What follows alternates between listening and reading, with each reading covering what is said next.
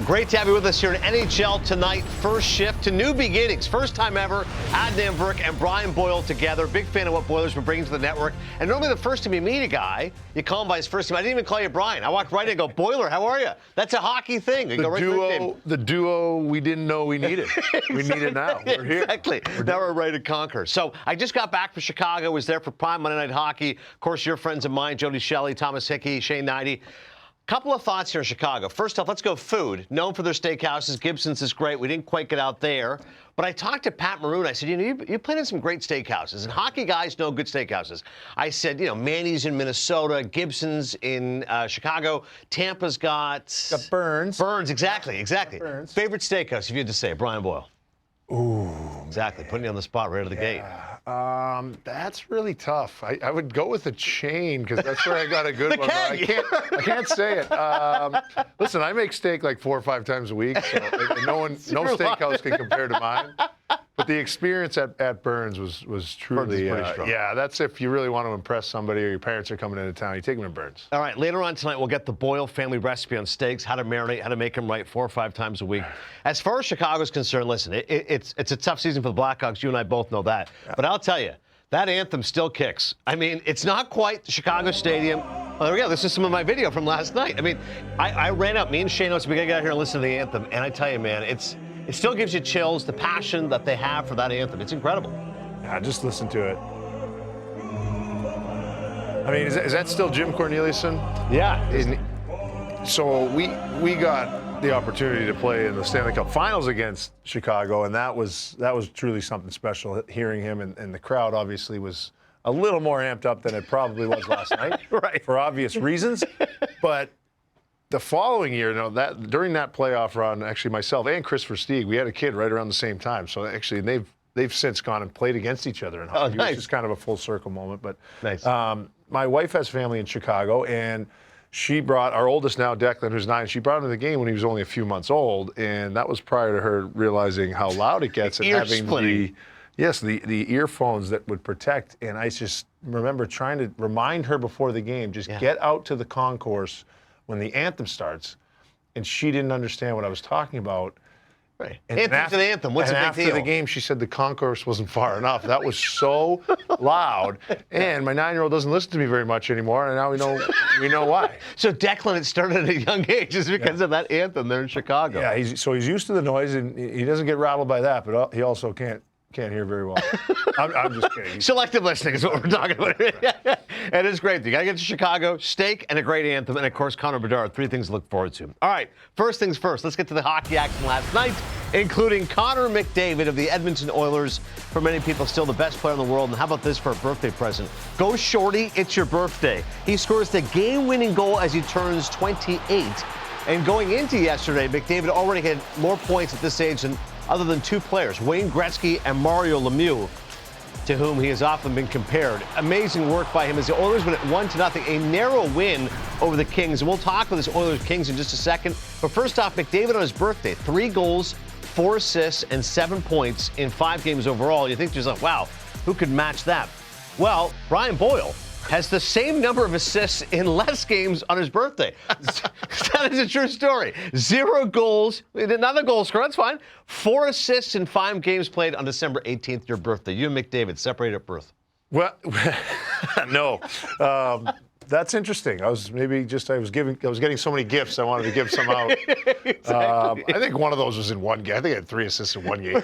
It's not. It all counts. It's fine. Yeah, you just got to put money on the board on your birthday, and if your team wins, you got to pay it up to the team fund. That's just. But I mean, Connor McDavid's stats on his birthday are probably a tick down from his stats, his career points per game. I was about to say that seems a little low. Actually, to only have 7 points in 5 games on his birthday. Slacking, bud. Yeah, but to me, like to win a game like that, Edmonton, you always think of a high octane offense. When you can win a 1-0 gritty game like that, that's just good news for McDavid and the Oilers moving forward. Well, it is good news for the Oilers and probably bad news for the Kings because the Oilers are known as a high-octane offense, like you said. And if they can beat the Kings at the Kings game and they still have the ace in the hole when they want to open it up a little bit, it's pretty impressive. And for maybe the 4th year in a row, is it looking like they're going to match up in the playoffs again? God forbid. If you're L.A., maybe you think you can slay that dragon, but yeah, I don't know. I mean, both really impressive teams right now. I think, who knows when Evander Kane's going to come back for Edmonton, but it'd be a great matchup. LA has really impressed me, and to hold Edmonton to 1 goal, right?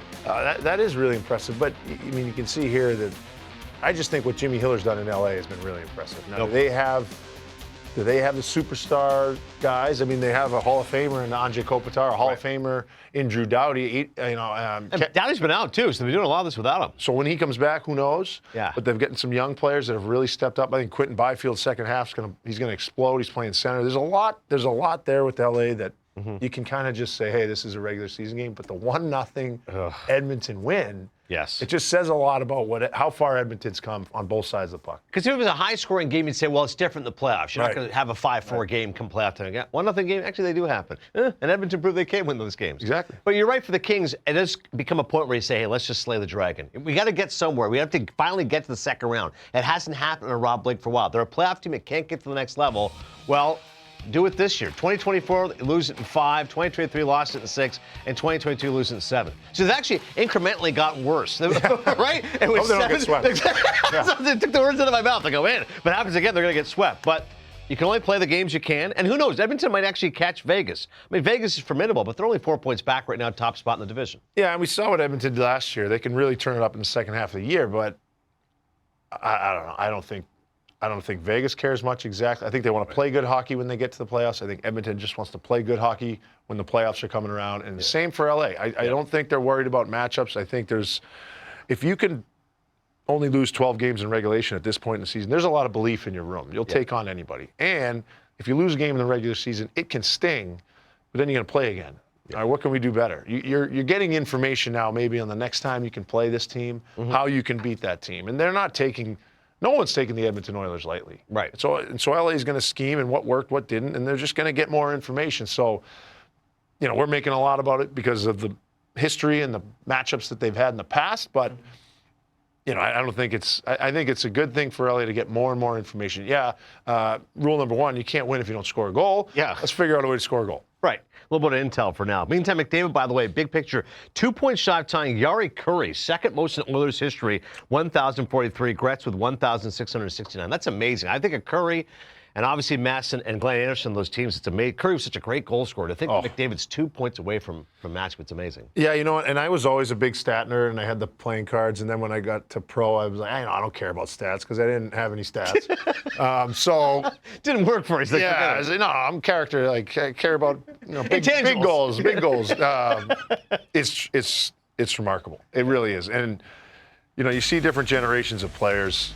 You see, and at the top of the list, this is kind of where my point was going. Yeah.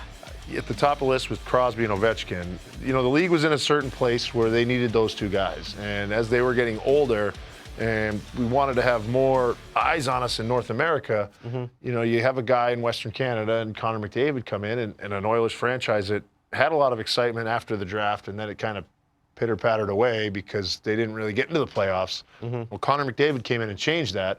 And the stats that go with it, that back it up, that tells the story, a little bit of the story, but the bigger story is what he's done for the game as a whole, what he's done for Edmonton, the city, and, the whole entire league. Yeah, there's no question. By the way, against the Kings, he's owned them. 8 goals, 28 assists in 18 games across the first year. Those are crazy numbers. Right. Like, that's McDavid numbers. Against a stingy defense. Throw up that graphic one more time if you can, guys. I just want to point out, because Boyle was mentioning earlier, in terms of like a future Hall of Famer with the Kings, it's one of those guys, he's perennially underrated as Anze Kopitar. Because when you look at the overall numbers right now, if I said to you, okay, Crosby, Ovechkin, Malkin, Kopitar's 5th.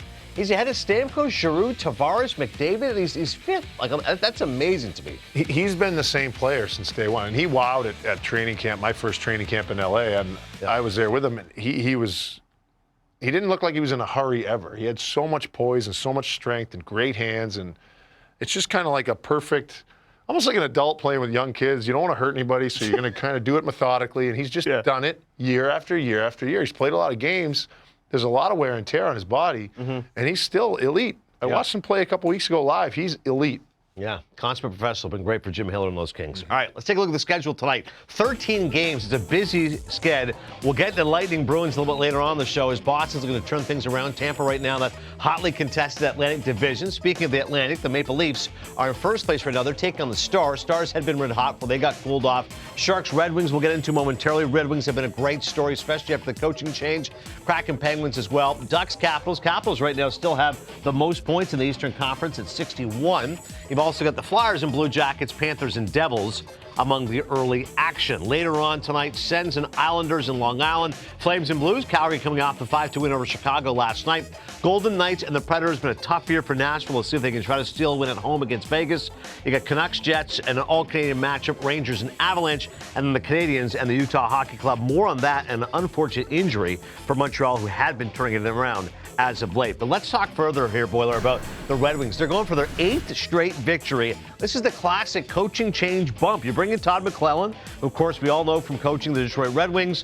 Wasn't working out with Derek Lalonde. People are calling Steve Yzerman a Grinch. He fires him, I think, on Boxing Day, right after Christmas. And all of a sudden now, 4.43 goals per game, 2.4 goals against. The biggest one for me is the power play. 14 for 28 since December 27th. 50% on the power play. I don't know what Todd did, but he figured it out with the man advantage. Yeah, I don't know what he did either. I'm sure a lot of coaches are wondering as well, anyone who has a struggling power play, but yeah, there's enough skill in Detroit. There's plenty of skill in Detroit. There wasn't great goaltending in Detroit for the last few years. I mean, Jimmy Howard was a great goalie in Detroit, and then after that, Peter Mrazek gave him some games and some seasons even where he was a great goalie, but they certainly haven't had, stellar or even adequate. So they got Cam Talbot, then he gets injured. Yep. That can really derail a season. It truly can. And you've seen what Colorado's gone out and done and gotten 2 goalies, and all of a sudden they won a bunch of games. Yeah.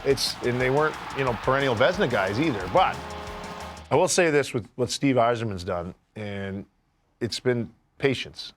It's not easy, especially in a market like Detroit. You have to have patience. When you draft Moritz Seider, it's patience. And then they have Edvinsson coming up, and he looks like he could be a real player. Mason Raymond, not Mason Raymond. Lucas Raymond. Yeah. Sorry, shout out Mason Raymond, old Vancouver Canucks. Love Mason Raymond. Lucas Raymond, I mean, they have skill. They have a tremendous amount of skill, and it was just a matter of figuring it out and putting the puzzle pieces in the right place. They were all there. They just weren't in the right place. And sometimes it's a new voice. Sometimes it's, are we overly critical about certain things that maybe might not let us play our game, but we're never going to figure it out this way, so let's try this way, because if you put it all in a box, these are the pieces to make a decent hockey club, and they weren't playing up to par. Raymond, 13 points, 8 games since the holiday break. Overall, 46 points, 42 games. He's a point-a-game player. And some of their veterans as well. Patrick Kane, Alex DeBrincat, 11 goals and 13 assists during Detroit's winning streak. So those guys have been really good as well. Having said that, tough schedule coming up here for Detroit. So they're going to get challenged now. If you look ahead, you go, okay, well, it's been pretty good so far. Now we're going to go after the Sharks, at Panthers, at Lightning, at Stars. Flyers, okay, but then Habs as well, Lightning, Kings, Oilers. So they've got the toughest remaining strength of schedule this season. I don't know if you were a guy when you played, if you looked at that stuff, probably didn't, but people are going to make note of it if Detroit can kind of get through this gauntlet. Yeah, and I just think what you saw on the page there, and it's one at a time, certainly try and take care of business against San Jose. That's right. Obviously you need those 2 points. You can't give up those 2 points. And then it gets hard. You want to try and get a 1.5 out of each game because of where you are. I mean, that might be unrealistic, but get a 1.5 average out of all the games you have left. And it's not going to be easy, and it's hard. If you can go down to Florida and get a win or 2 points out of those 2 games, all right, then you can string a few together. Dallas at home is never easy. No. These are teams that they challenge you, though, and they're good teams for a reason. They challenge you to play the right way and then find a way to score. So you mentioned Kane and DeBrincat. Like, these guys are on fire right now, and Kane's been through this. This is his moment now to say, okay, let's put Detroit on my back and make a big play at a key time. As long as everybody else down the lineup's kind of doing what they have to do. Dylan Larkin, who I love as a player, he can really, put a mark on his legacy in Detroit as their captain by really having a good stretch here and getting into that, because there's a logjam at the 9, 10, 11, 12, 13th place in that Eastern Conference. Yeah, you can establish and set yourself above. They're trying to win 8 in a row, first time since January/February of 2008, which is what their most recent Stanley Cup championship season. That was a good team. I mean, if you can do something the first time in 17 years, we'll see if Todd McClelland's team keep it rolling. By the way, you mentioned Larkin. Him and Raymond, Marco, Casper. That's been the top line. Those guys have been great right now for Detroit. Blue Jackets, as I mentioned, this has been a great story. They're going for their 5th straight victory. They're scoring 4.25 goals. Since when did Columbus become an offensive juggernaut? That's what I'm trying to figure out. With a win, the first winning streak of 5 or more since January of 2020, which is the last season that they actually made the playoffs. You see the goals against us 2.5. They're getting plenty of shots. Power play also has been amazing, 57%. Penalty kills concerning. They're only shutting down 2/3, but they're taking a Flyers team tonight. Worked with my buddy Jody Shelley last night, NHL Network colleague, and of course does a great job with us on Amazon Prime. I said, Jody, you called 70 Blue Jackets game. You tell me. And he goes, it's the best story in hockey. No one's talking about the fact that we're scoring goals. Everyone knows what happened this offseason, the tragic death of Johnny Gaudreau, the fact that they were a terrible team, quite frankly, a season ago. The fact they're even in the mix and their good players are clicking. What's impressed you most about Columbus?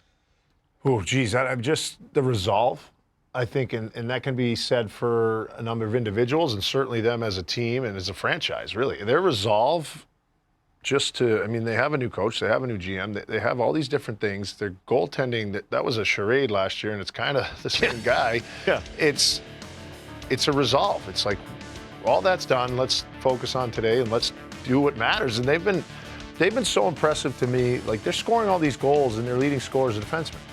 And right, Werenski's been an amazing story. Zach Smith and Werenski is just the greatest. Like, he's had injuries, so his resolve, like, he's been out for long stretches of time. Yeah, almost forgotten about it as a premier American defenseman in the league, and now he's reminding everybody, hey, I can still play. And not only can he play, like, this guy's Norris candidate, maybe even MVP of the league, just because of what he's doing offensively. I love this story. I love this team. I'm rooting for this team just because of all of the crap that they had to deal with, for lack of a better word. It's been tragic. Yeah. And they're never easy to play at home. And when that crowd gets going behind them, you want good things to happen for all those people, because they've supported them through the dark times too. Mm-hmm. So they deserve to see, as many wins as they can, especially at home. Get the cannon fire, and even though I hate the cannon. I was going to say, if you're not there, you hate the cannon. If you play for Columbus, obviously it's a great gimmick. Werenski, by the way, is going to play for USA at the Four Nations Cup, so you're right, you're going to see him playing there for his country. Overall, he's 9 points shy of a career high. He hit 57 all of last season. And he's one of only 2 teams, along with Vancouver and Quinn Hughes, who has one of Norris, in which you're getting led by scoring by your defenseman. Like, that just doesn't happen. Even Paul Coffey in his heyday wasn't leading the Oilers in scoring. They still had other guys doing it. For a defenseman to lead, it's incredibly rare in hockey. It is, but you know what? I wouldn't be surprised if it happens maybe on 5 or 6 teams in the future, and then Cale Makar, the Avalanche. Right. I mean, just because of the way the game's played now. And people talk about the game being so fast. Why is it so fast? Well, 4 lines play because 4 lines have to back check, and the D have to get up in the rush. If you try to have 2 lumbering D pass it up to 3 forwards and say, go play, you're never going to score a goal. And the game's changed in that regard. There's always 4 men in the rush, being able to distribute, and then teams defend so well that shots that get through from the point are either tipped for an assist for the defenseman, and if you're an elite shooter from the blue line, you're going to get points, or you're going to outright score. And Werenski can do it. He's got a ton of ability. His hands are incredible. His shot is incredible, and it's deceptive in how he does it. Everything he does is a little bit deceptive, and I think you'll see more of it. If you can get a guy, you'll see more defensemen drafted and given that opportunity if a team doesn't have that, and I think that's just the way the league's going to go. It's amazing what Werenski could do. He can match Ray Bourque's 7th longest home point streak by defensemen. Other guys on the list ahead of him are Bobby Orr, Paul Coffey, Phil Housley, Brian Leetch. So all-time greats Werenski is putting himself in. One final thought. All-name team right now. Luca Del Bel Belluz. Points in each of his first 3 NHL games. Second Blue Jacket ever to do that, joining Werenski. I am cheering for Luca Del Bel Belluz. I'm going to call him Luca. Good. Yeah, keep her going, Luca. I'll get it. It'd be the LDBB, Luca Del Bel Belluz. One concern for Columbus goaltending, Daniil Tarasov, 0-5-1 his last 6 starts. Do you believe in Elvis Merzlikins, that he can carry this team, or at least push him towards the playoffs? Yeah, you know what? If it's less feast or famine, like we talked about it off camera just a little bit before, you got to have a B game too sometimes. And if your team's scoring at the rate they're scoring at, can you have a rough night but only give up that third and then hold them there? Yeah. That's a maturity step maybe for Elvis. He's a fiery guy. You've seen in the past certain things he's done, and goaltenders are obviously wired a little bit differently.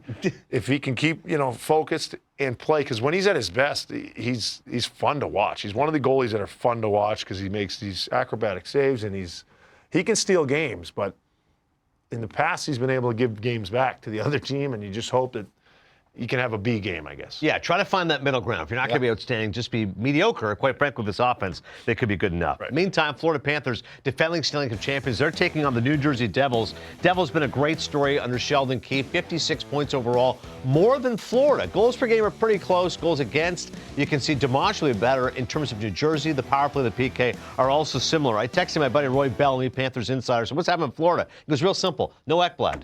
That's how much things can change for that Florida team. Yeah, and, just miles. There's miles on, it's not necessarily physical all the time. It can get a little bit mental. And you're looking at December and you're looking at January, and they've played some good games, and then they've just kind of hung around. And they got a point out of the game against Boston. Yep. Like a last-second goal from Reinhart, I believe. And it's just like, well, they're not going to go away. They're always going to give you something, but they're not at their peak right now, and I don't think they're overly concerned about it. Maybe Paul Maurice is. Yeah. But as a group of guys in that room, probably I've been through that, gone to 2 Cup finals, and then gone halfway through the season, being like, when are the playoffs going to start? Right. It's a grind. It's a lot of hockey. It's over 100 games a year. Yeah. And now you're back in the thick of it. I wouldn't worry about Florida, especially if I'm a Panthers fan. And they played down to Philly the other day against Boston. A couple of questionable calls, but again, maybe that ends up being fatigue sometimes. You're a little bit undisciplined because you're a little tired, a couple of calls, and as you said, especially at this point of the season, it's a little bit tough. I did notice that Reinhart has found his scoring touch again, which is great news for them. Yeah, and he's just, you'd imagine, he's a shooter mostly, but he is a really smart hockey player, as evidenced by his special teams goals, both on the power play and shorthanded, but he can play in any situation, but he's a shooter. He wants to shoot the puck in the net. And when everyone's playing well, he's going to get the puck a lot. If other guys, and I'm not blaming any line mates, I'm just saying if you take it 5% down, everybody drops a little bit, he'll have fewer opportunities. But again, it's like Pastrnak. For a while, Pastrnak leading the league in shots on net, he had 13 goals. Like, eventually they're going to go in the net. Yeah. And that's just, he's too good of a player, too good of a shooter, and too smart of a player for it not to. Other good news for Florida, Nico Mikkola just returned to the lineup a couple games ago, so that should be good news. It's a big one. He's been great. He's been really important for that team. All right, one other story here for you, but we're going to take a quick break. This is terrible news from Sportsnet. Here, this tweet. Emil Heineman was involved in a traffic accident as a pedestrian, the Canadians announced. He will miss 3 to 4 weeks with an upper body injury. This is tough news for the Habs because they have really fought themselves back in this playoff race. And Heineman listen, Mike Kelly's got some numbers how good this guy's been analytics-wise. I did not realize what an impact he's had on this team. I was in Montreal last week watching that game. They're back into a playoff spot theoretically. Here's specifically to Heineman first. Big blow to one of the better lines in the league, as Mike Kelly demonstrated. 5-on-5. Their shots, whether they're plus 28, their inner slot shots, 16-3, expected goals percentage, 71.3. I don't care if you like analytics or not. All I need to know is this guy has been really good here, Boiler, and that's a tough blow for this team. Yeah, goals 9-1. That's the one I would look at. And when the line's going, usually you can just see it. That's the eye test. Where the eye test meets the analytics, you can see that. You're in there the whole time. You're getting all the chances the whole time, and you're not giving up much. So that's where I can get on board with analytics. He has been a good story. Good young player. Montreal needs more of these good young players to start establishing themselves. And, that line with Evans and Armia, remember, he was tossed down to the minors a couple of years ago and forgotten about. He worked his way back. Love stories like that. It's not easy to play in the league. It's really hard to stay in the league. Yeah. And that line found some identity. They found a little chemistry. And, the rest of the team kind of benefits from that. You get a lot of different pieces that are great. You got Caulfield, you get Laine just scoring on every power play shot he takes. It's great. Hudson on D. It's been great. So, it stinks, especially for a young player to have to come out and miss some time when he's really starting to get reps and feeling it. Hopefully this is just a part of the journey. You learn how to come back from an injury and play well, and they don't lose too much ground. Yeah, 23 in his rookie season. By the way, speaking of Jake Allen, I got a chance to stay on in Montreal, and I said, this has been a great story because he only had 10 goals last year. He's already got 7 this season. And I said, it was said about the Hall of Famer Mike Schmidt, the Phillies third baseman. He was so strong yet so nimble. He could move a piano, and he could play one too. I said, Jake, you could do that too. And he starts laughing because he can actually play the piano. He said, a keyboard given to him at Christmas. His parents can play it. And he goes, I'm not sure if I can move some of those pianos. Those things are pretty big. But Jake Evans is one of those guys you can root for. And I also saw Alex Burrows, who was formerly the assistant coach of Montreal, now working player development. And I said, listen, I love Marty. Tell me something about Marty St. Louis. And he goes, one thing I can tell you about Marty is he loves a good game of cards. I would agree with that. You could back that up as well. I would agree with that. So right now, the hand that they've been dealt may be a tough one, but they're making it work right now in Montreal. Because I don't know who would have thought this could be a playoff team. If you asked me early December, playoff team, I'd go, come on. There's no chance. And now Montreal, at least they're in the mix. I don't know if it's sustainable, Boiler, but even to tell me that they're 2 points out of a playoff spot amidst, as you said, 7 other teams, that's surprising to me. Yeah, and you can just see the logjam. But it is meaningful hockey, right? When you're rebuilding, as Montreal has done, is in the process of doing. You want to play meaningful hockey games down the stretch, and when you're that close, when you're just looking right up 1 or 2 spots, you only have to jump 1 or 2 teams. Right. That can motivate you to play some good hockey, good meaningful hockey, and that's when mistakes matter more. That's when how dialed in are we? That's where you can learn lessons of how to win. Yeah. As opposed to, is your effort there? Are we selling tickets? We shall see. There was always a great buzz there in Montreal. Unfortunately, tough news there. Emil Heineman out. The Habs will be taking on Utah tonight, 9 o'clock Eastern. Still to come here in NHL Tonight, first shift. We're just getting warmed up. Like Boiler mentioned, the Boston Bruins. What's happened to them? Some injury news to update you on. An opportunity for some young Bruins as they're up against it right now. We're focusing on Beantown. Next.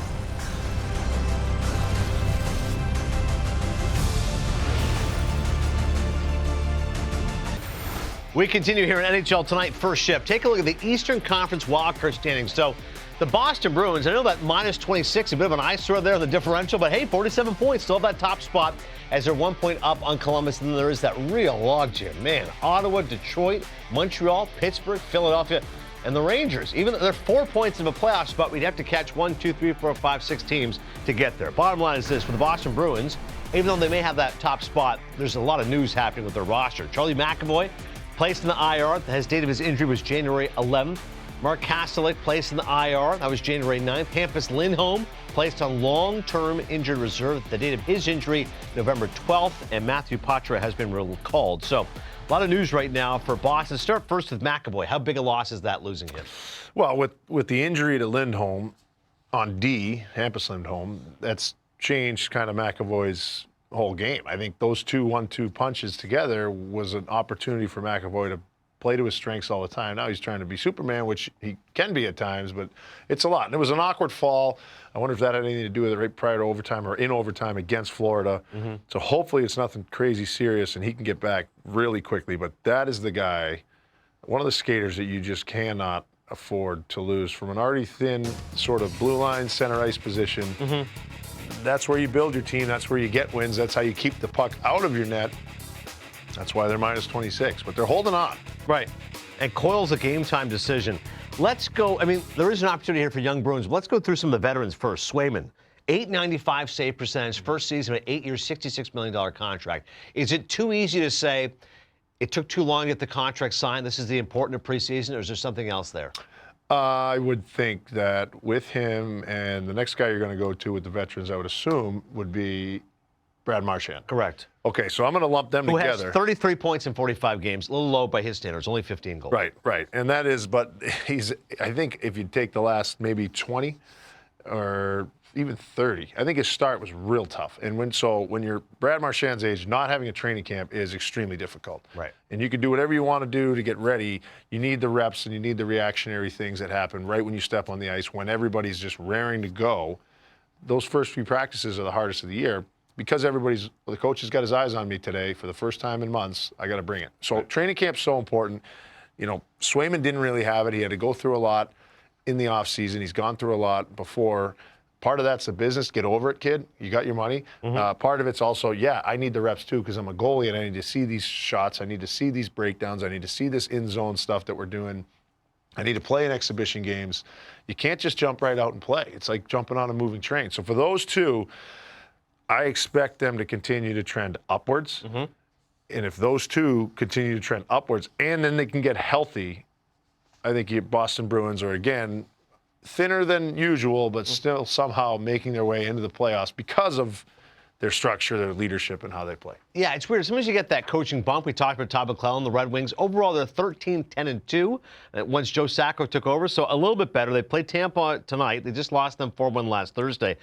Goal differential, do you take any stock in that? Minus 26 is 26th worst in the NHL. Yeah, that's a lot. And if there's a couple blowouts here and there, and they weren't scoring any goals early. I mean, there was a stretch where they were like at 2 or under for about 15 games earlier this season in the fall. They couldn't get more than 2 goals a game. And so what happens then? Well, you're pulling your goalie and trying to get an extra attacker and trying to manufacture a goal, and it goes in your empty net. I don't know how many empty net goals they've given up. Sure. But those things happen. When you're not scoring, you're going to be minus. You're going to be on the wrong side of games, and you're going to lose more than you win. But when they do win, again, they don't have a ton of offense. They don't score a ton of goals, so they don't win by 4 and 5 goals ever. Right. And it's like pulling teeth scoring goals with them right now, and they're going to have to win a lot of games. They might get into the playoffs and still be minus. 11 empty netters, by the way, for the record. So make of that what you will. That's a lot.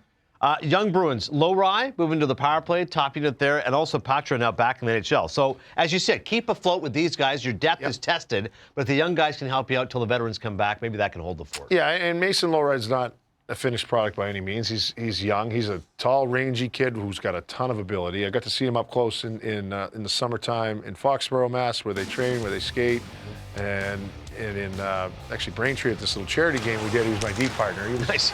He wasn't holding me back, I'll tell you that. And he's got a lot of ability, good kid. So I root for him. And there's a lot there to work with. It's just he's sort of, because of what they have or lack of what they have in terms of prospect pool and depth.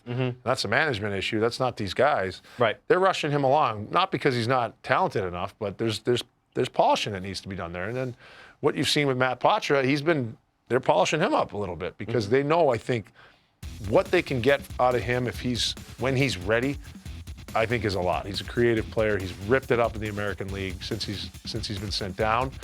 And maybe now they think he's ready, or maybe now they think they have to bring him up because Charlie Coyle's sick. But if he gives you something, what if he gives you a lot? Even if it's for the next 12 games or 15 games or 5 games, you have more depth. You have a better sort of alignment of your 1, 2, 3 centers. And specifically, he'll be centering the third line here. So he's with Oliver Wahlstrom, he's with Trent Frederick. So it's not like, to your point, he's not playing 7 minutes in the fourth line. No, he's going to play. He'll get an opportunity tonight. Well, yeah, and that's, that third line should play because, again, Kastelik's out with the injury, and that fourth line plays a lot because of what they've been able to do. And Mark Kastelik's a big reason for that. That third line, they're gonna have to provide some punch. Now you have Trent Frederick, who it hasn't gone great for him this year, but he can give Matt Patra some space. And even Oliver Wahlstrom, he's not shy to throw his body around and create, but he can rip it. So if Patra can get Wahlstrom the puck, they can find some offense out of that third line. I will say this: the nod to the Mila Kunis movie, Bad Moms. Boston finally got in the win column. Why? It was the mom's trip for the Bruins. So maybe the moms are firing them up a little bit. 6-game losing streak. They beat Florida 4-3 in overtime. And Pasta's mom, specifically Marcella, she led the European moms to win in the team's margarita contest. All right, margaritas. Margaritas for everyone. Daiquiris. Let's go. Daiquiris. When do we get daiquiris? Exactly. We'll fire those up maybe later in the show. We'll see if we can close things out strong. Still to come here in NHL Tonight first shift with a nod to Pasta's mom, Marcella, and the team's margarita contest. That's a family affair. How about sibling rivalries? Jason versus Nick Robertson. Ryan versus Dylan Strome. We'll do a little tail of the tape when we come back.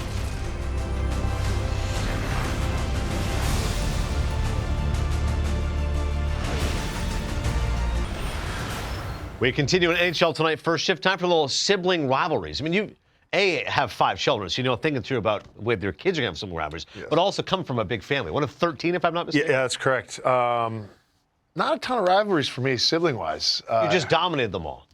Well, in my field, yes. In their fields, I got dominated. But being, 5 inches taller than my next tallest sibling was certainly helpful. And then I was right in the middle, so my older brothers were kind to me and taught me the ropes, and I got to chase them a bit. My dad spent a lot of time with me. Yeah. And, I was so competitive that I thought I could beat them, and then they'd push back a little. But then when my little brothers came up, I wouldn't let them beat me, and and they still can. Unless we're golfing, which is like, they were on the golf team. We're not going to talk about golf. But I love the benevolence and the generosity of the older brothers. Like, hey, we'll look out for you. And then you did not carry that on. You're going, no, I'm going to push you guys. Like, come on, man, toughen up. Let's Listen, go. if you want to win, play better. One other thought here on large families. I remember I knew a buddy with like 10 siblings. He goes, my overriding thought was every single time someone was leaving the house, my mom would say, hey, don't forget to get milk. It was yeah, actually, that's true. That is true. Whoever was leaving the house, hey, grab some milk on the way back. You should have just bought a cow. Like, what are we doing? It's with that many kids, just milking away. Plastic bottles and always out. Yeah. To Jason and Nick Robertson. Good rivalry matchup here. The Stars and the Maple Leafs. Jason, you would think, has the edge. Well, overall, 12 points his last 8 games. He's averaging over a point per game since being snubbed from Team USA's Four Nations face-off on December 4th. And yet, Nick Robertson, how do you like this? 5-0 when they go ahead and 3 goals overall. Pretty good on Nick. Maybe, so Jason's like my older brothers, and they want to see little brother do well. Maybe because Jason's got a very large bank account, and Nick's still trying to find his way in a very talented Toronto team, right? He's kind of had to go through it a little bit and find his role on that team. He has started to pick it up quite a bit, which is a great sight because he's obviously immensely talented. A little bit different player. He's a little smaller than his big brother. Crazy story, though. They were out in California as just maybe 10 or 12 years old, living out there playing, and their parents moved them. They shipped them. Right to Michigan to play better hockey because that's what the dream was going to be for them. And talk about sacrificing for your kids. And risking a number of things. The quality of life it's still quality, but it's a lot different. It's a culture shock, but they did it because they love to play, and they're both in the NHL right now. So credit to the parents. You're right. With respect to Michiganders, if you're 12 years old growing up in California, 70 and sunny every day versus the cold winters of Michigan, you're right. That's a sacrifice. They were in a rink all the time anyway.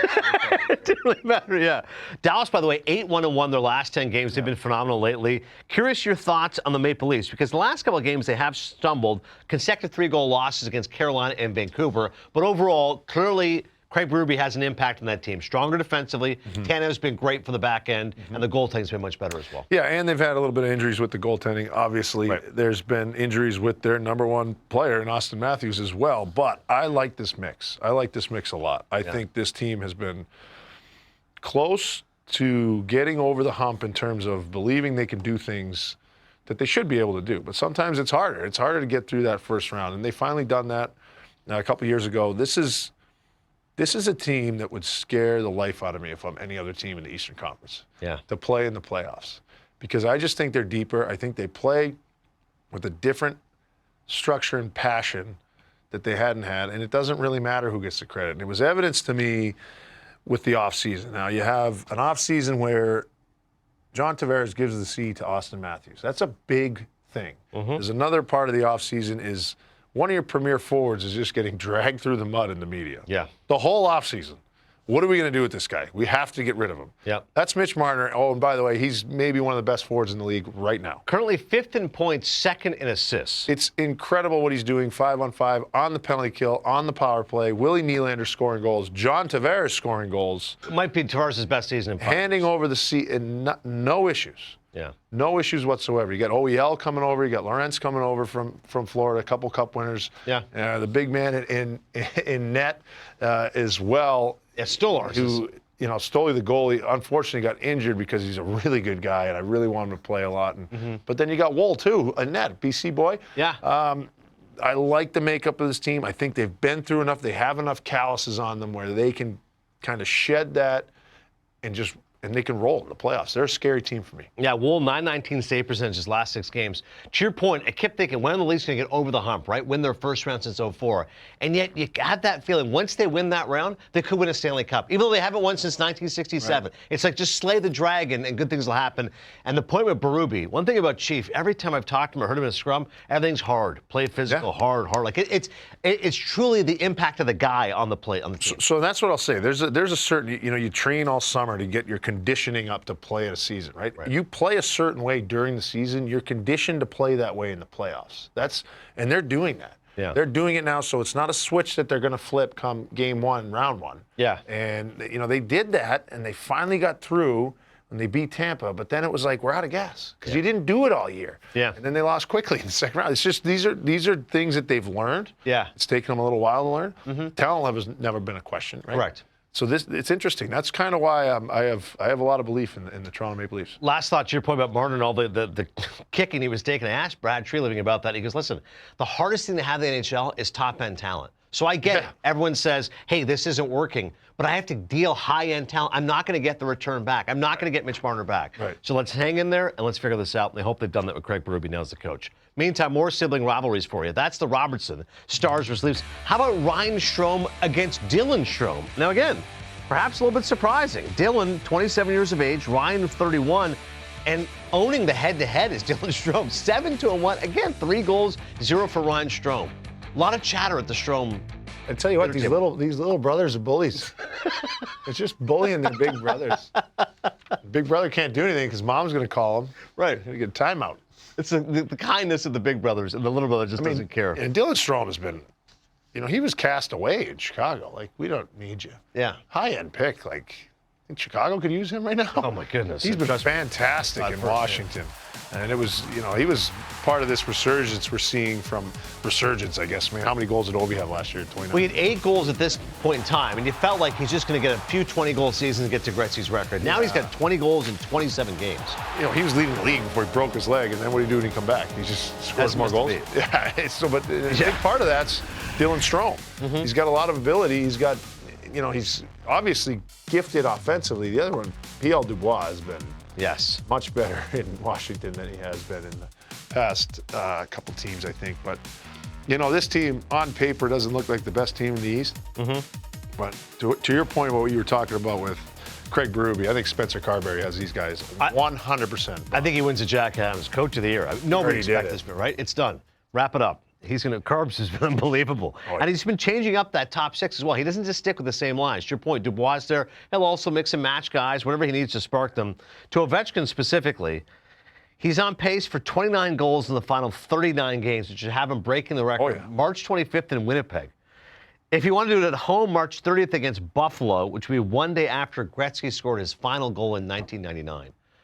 That's crazy. Right? I want 900 this year. I want to heat up. Well, that's the other part. And I've said this to my buddy Jason Demers. I said, listen, he's not just breaking the record. He wants 1,000. I want to see 1,000. I thought me and Corey Schneider had a debate about if there's going to be a 1,000-goal guy. And he's a goalie, so I think he disagreed with me. He's here today. Well, you guys will stay tuned. Stay tuned for NHL now. Let's see if Corey Schneider will fess up that he's wrong with Ovechkin. See, 1,000 goals. How'd you do? I had 1,000 goals in my career. Not bad. Not bad.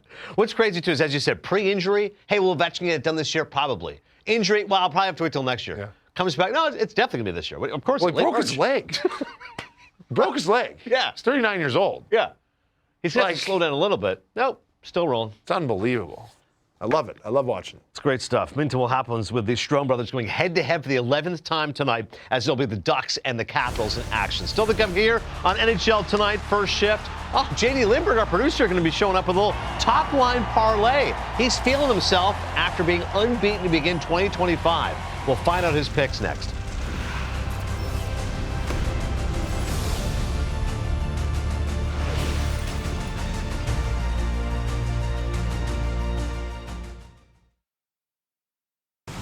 It's time for the top line parlay presented by DraftKings Sportsbook with Brian Boyle and Adnan Virk. And here's our producer, J.D. Lindbergh, who looks like he's feeling himself a little bit right now because he's off to a hot start here in 2025. Want to know? Well, we'll take it for the shifties.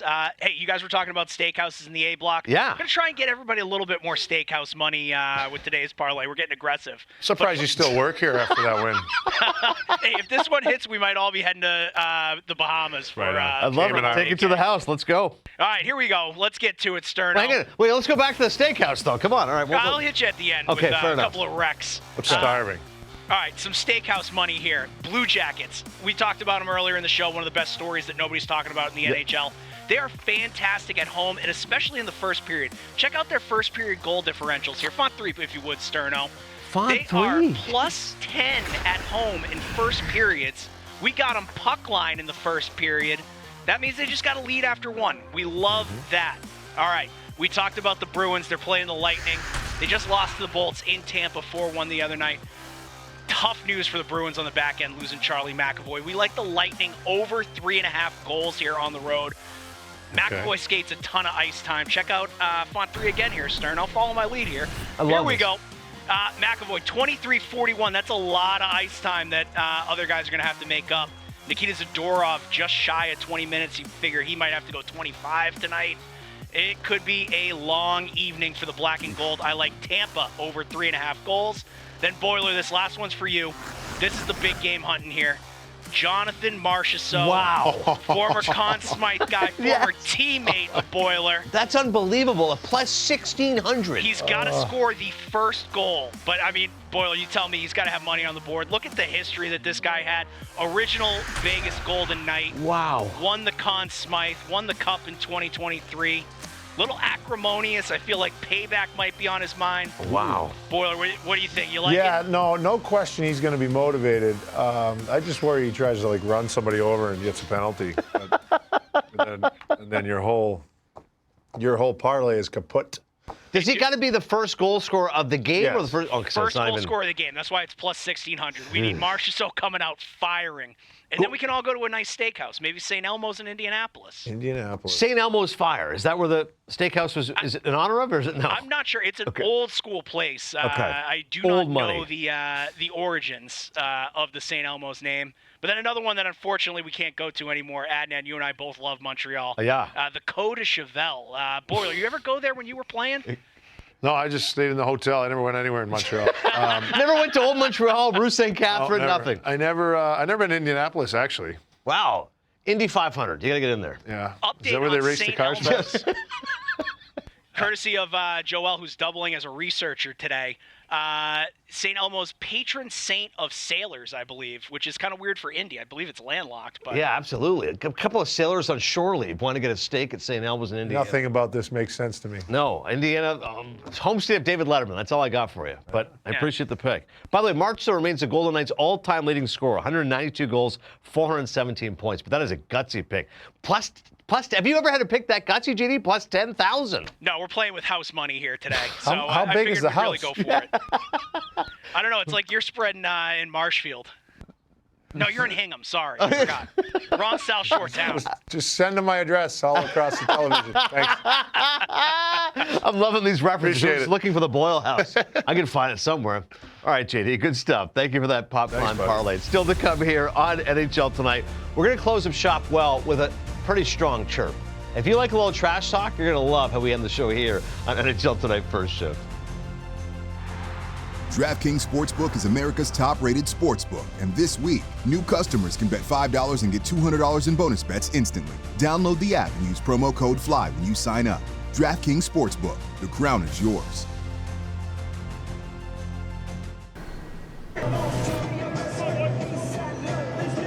In the back of the skull. I got tuna. I got tuna. I got tuna. Missing skull. Missing skull. Good spot, eh? I got tuna. Pretty good chirp in there from Jack McBain and Will Smith, a couple of BC guys. Yeah, I think he's just, it's nice to have some energy going on the bench, and he's got the smelling salts going and saying hi to his BC buddies. He misses school. If you ask me, I'd say I still miss school. I'd love to go back and play there. My It's the favorite best. Patrick Waugh and Jeremy Roenick. Remember Waugh said, I can't hear him. I got my Stanley Cup rings plugging my ears. Anyways, you got to run, dude. Get going. Oh, my goodness. I have another show. That's right. I'll see you all in 5 seconds. You'll see him on NHL Now momentarily. Thanks for watching NHL Tonight First Shift. More Brian Boyle on the way.